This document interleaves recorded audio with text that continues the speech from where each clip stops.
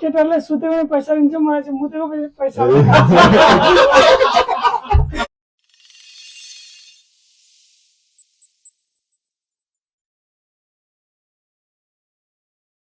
hello नमस्ते सबैजनालाई स्वागत छ फेरि पनि मेरो नयाँ भिडियोमा अनि आशा छ सबैजना सन्चै हुनुहुन्छ ल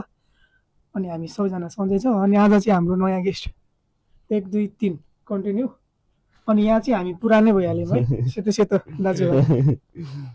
अनि यति भन्दै भिडियोलाई अगाडि बढौँ किनभने अब आज पनि टाइम खासै छैन छोटो मिठो कमेडी मास्टर यता हाम्रो सिरियस नेपाली संस्कृत बाँकी कुराहरू कन्टिन्यू गरौँला परिचय दिँदै अनि भिडियोलाई अगाडि बढाउँ है मेरो नाम चाहिँ उत्सव बर्देव हो घर चाहिँ झापा त सबैजनालाई नमस्कार फर्स्ट अफ अल म चाहिँ झापाबाट विजय शाह तपाईँहरूलाई थाहै छ झापाले कस्तो गफ लाउँछ तपाईँहरू मेरो पनि फेसबुक च्यानल छ युट्युब च्यानल छ मेरो पनि भिडियो हेर्नु होला तपाईँहरूलाई राम्रो लाग्छ भिडियो पक्कै मनपर्ने छ झापालीको गफ जहाँ पनि बिग्छ र मनपर्छ र म चाहिँ यति नै भन्दै अब हाम्रो साथीलाई पनि पालो दिनु पऱ्यो साथीको पालो झापाको लिम्बू गाउँबाट दिनेश आचार्य म पनि झापाली परे मेरो पनि गफ खत्रै जान्छ धन्यवाद लगभग हामी सबैजना झापाली हो सबै झापाली आजको कम्बो राम्रो बस्ने छ झापालीको गफ आज कतै जाला नमस्कार मेरो नाम विवेक रण पहिले म नेपालको झापाको दमकबाट हो तपाईँहरूको आजको दिन पनि शुभ रहोस् भन्दै के छ केटा ठिकै छ हो हल्ला गरौँ न दुईटा दिनका यस्तै छ झापालीको गफ बिग्छ अरे त्यस्तै भन्दै म पनि अब जापानमा आफ्नो गफ बिगाउनको लागि आएको छु अब अरू पनि मान्छेहरू हुन्छन् होइन नेपालको मान्छेहरू धेरै छन् यहाँ धेरैजना आउँछन् यिनीहरूलाई अब अहिले अब जापान आएर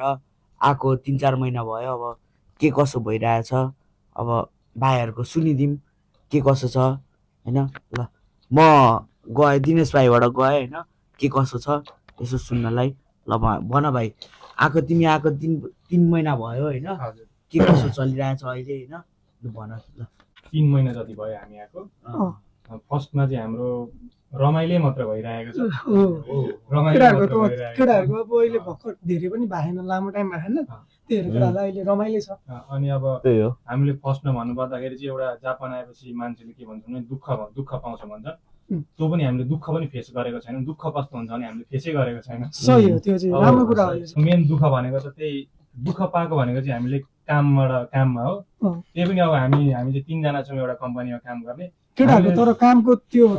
सही लाग्यो यार मलाई दुःख भन्ने चाहिँ हाम्रो काम त एकदमै राम्रो हो केटाहरूको दामी छ नि केटाहरूको राम्रो यतिको काम भनेको हाम्रो चाहिँ काम दामी नै छ सुतेरै आउने हो त्यो माछा एउटा के आएको भनेको थियो नि त्यो भन न मलाई माछा चाहिँ हाम्रो कम्पनीमा चाहिँ माछा अब लगभग 3000-4000 आइरहेको हुन्छ हप्तामा 2-3 दिन चाहिँ माछा आउँदैन कम्पनीमा सिंगल माछा आएको भन्यो त्यो एउटा माछाको दिन चाहिँ हामी सुतेरै आउने हो टक्कसँगले 5 घन्टा सुतो आयो आनन्दले अनि फेरि होस्टेल आएर पनि सुतो अनि 1 बजी कलेज हुन्छ अनि 11 बजीतिर खाजा पकायो अनि खाएर लाग्यो फेरि अनि 1 बजी चाहिँ गयो स्कुल अहिलेसम्म त चिलै छ अब हाम्रो सेन्पाहरूले भन्नुहुन्छ तिमीहरूको दुःखको फेस स्टार्टिङ नै भएको छैन भन्नुहुन्छ तर दुःख भनेको के हो अहिले हामीले केही नै थाहा नै छैन यस्तै चाहिँ चिल छ लाइफ होइन विजयको त चिल हो जहिले दारू हान्छ जहिले के गर्ने तर यहाँ आएर दुःख पाउनुको कुरा चाहिँ यो ठाउँमा चाहिँ नेपाली उयो नि पाइँदैन रहेछ हौ टाढा जानु पर्दो रहेछ सामानहरू लिन पनि ट्रेन चढेर जानु पर्दो रहेछ यहाँ सुपारी भएको भए चाहिँ यस्तो बवाल हुन्थ्यो होला सुपारी अब तिमीलाई अब यहाँनिर सुपारी पखाल्ने 1-2 ठाउँमा रोपिदिन्छु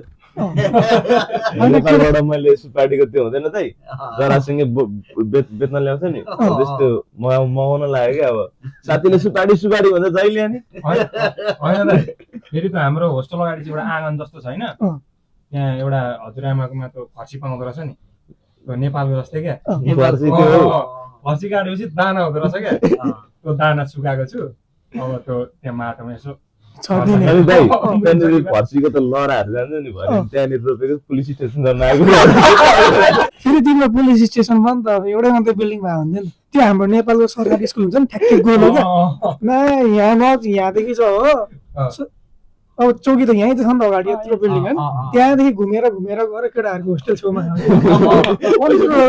अनि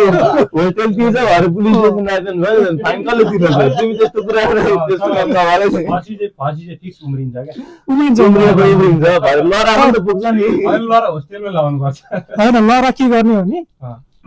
मुन्टा फलो भन्ने हामी यहाँबाट जाने मुन्टा टिप्ला ठिक छ सही खानुपर्छ तर अनि खोइ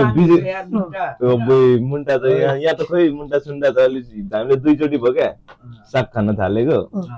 साग पनि अस्ति अब यहाँ स्कुलमा आयो त्यो एउटा आएको थियो होइन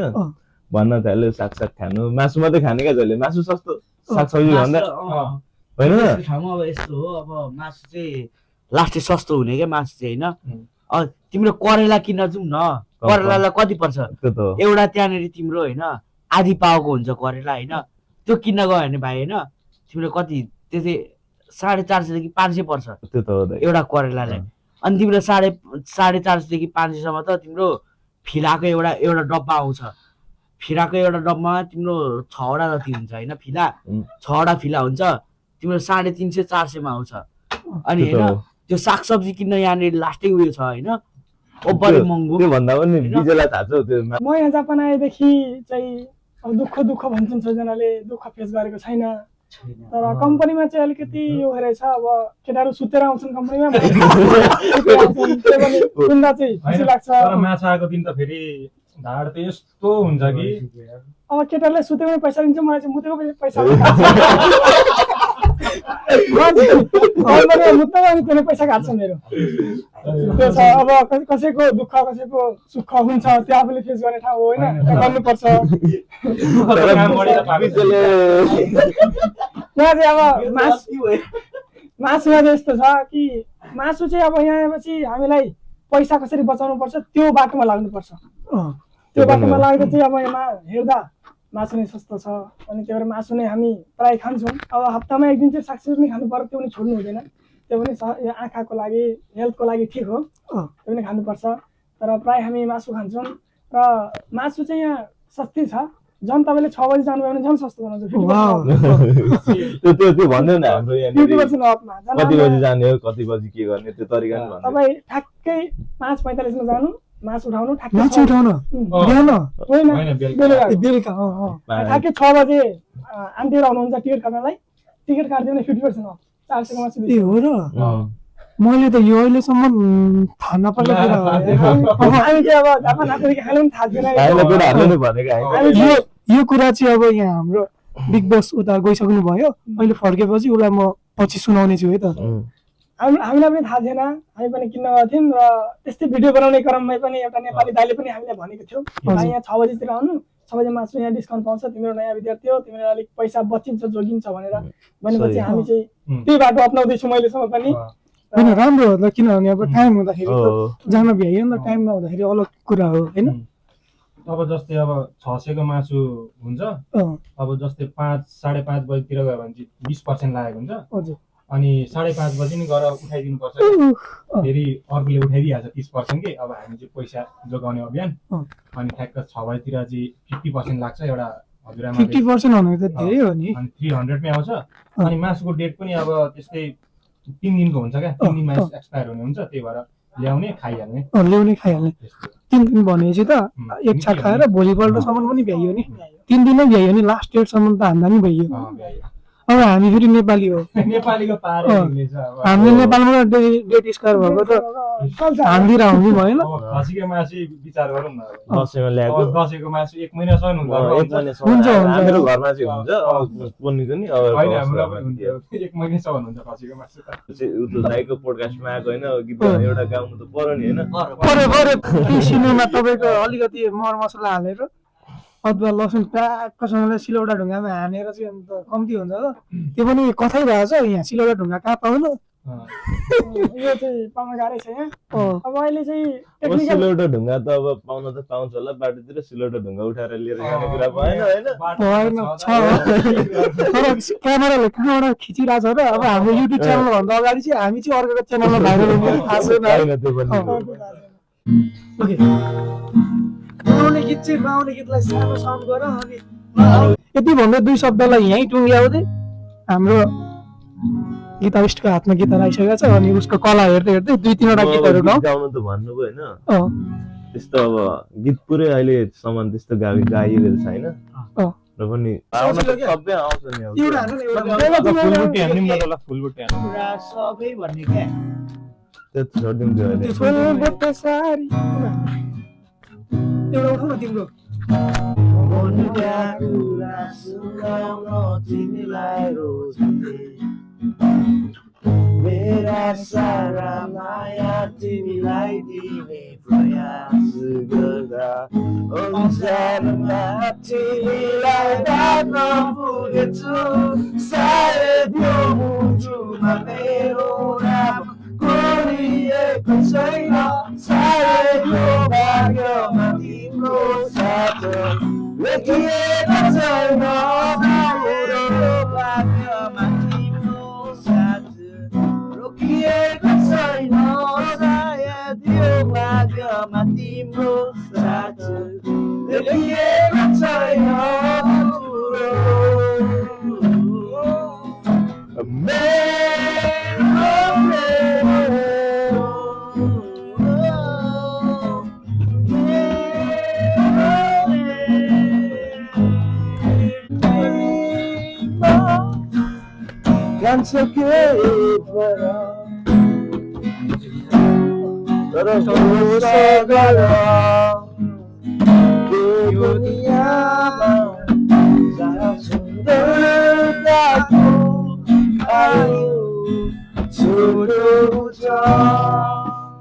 मैले यति आएँ यो भन्दा चाहिँ ओके ओके ओके अति राम्रो छ मेरो भाइको ल अति राम्रो हो होइन होइन राम्रो छ अब आजलाई चाहिँ तपाईँको छोटो टाइम भयो नि नेक्स्ट डे नेक्स्ट भ्लग राम्रो ल्याएर होइन, अब अर्कोचोटि फेरि होइन अब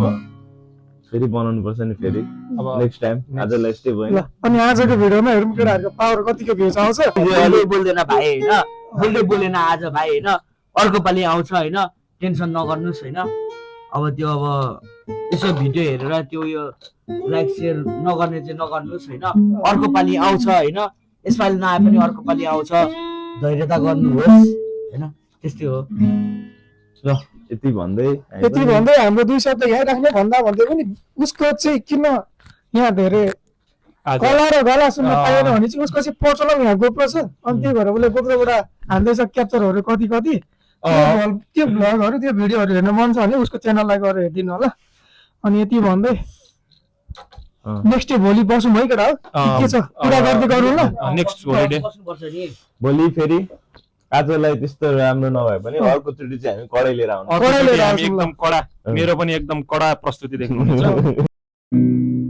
उसको कला पनि हेर्न पाइएन अनि उसको गला पनि आएन नि त आज आज चाहिँ अलिकति केटाहरूको आज आएन के किनभने समय पनि विजय भाइको आज आएन के आज आएन अलिक के busy, बोल्दै बोल्दैन भाइ होइन बोल्दै बोलेन आज भाइ होइन अर्को पालि आउँछ होइन टेन्सन नगर्नुहोस् होइन अब त्यो अब यसो भिडियो हेरेर त्यो यो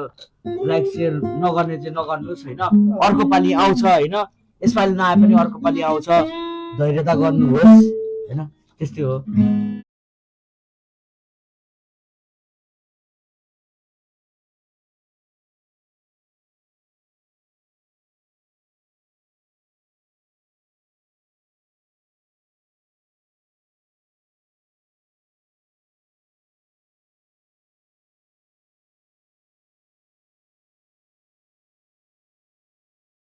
लेजेन्ड यामाबुद्धको ऱ्याप पनि मैले हेरेको थिएँ त्यही भएर नयाँ नयाँ कुराहरू हेर्नको लागि चाहिँ तपाईँहरूले एक दिन वेट गर्नुहोस् आजको भिडियोलाई पनि सेयर गरेर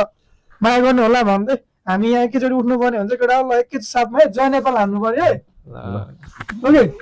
जय